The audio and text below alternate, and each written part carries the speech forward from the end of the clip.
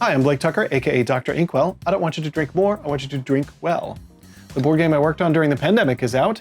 It's called Distilled, a spirited strategy game. I'll be teaching how to play at Gen Con Indianapolis in August and at KublaCon here in the Bay Area in just a few weeks.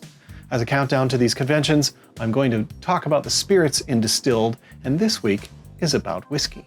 Unlike vodka, whiskey must be distilled from grains, and often grains have a specific type of whiskey they make. American whiskey made from corn is called a bourbon, and when it's made from rye grain, it's called rye.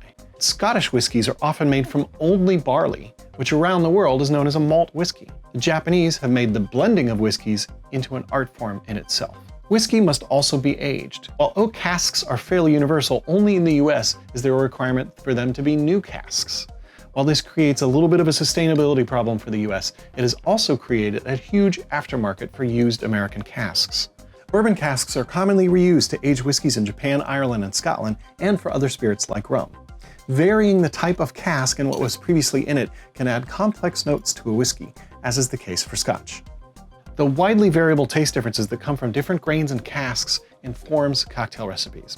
For example, an old-fashioned calls for whiskey, but you'll get wildly different results depending on which kind of whiskey you use. And if you've never used rye in your Manhattan, you've missed the true experience.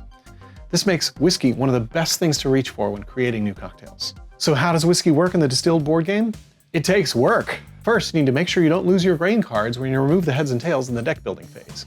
And if you succeeded, you get no money this round. And that's what keeps most distillers from opening their doors and offering a whiskey at the same time. It takes years to make a good whiskey. And like in Distilled, the longer you leave it, the more flavor you get. In the game, you'll want to age your whiskey to get 5 flavor cards to maximize your bonus points. So why not more? In real life, a whiskey can get too old. It begins to lose the flavor of its constituent grains and starts to only taste like wood. However, a younger whiskey can be blended with an older whiskey to create fantastic flavor, and that is the magic of a blended whiskey. I hope you enjoyed this video. Please subscribe, and if you can't best me at a convention this summer, then maybe we can just get the best drink together.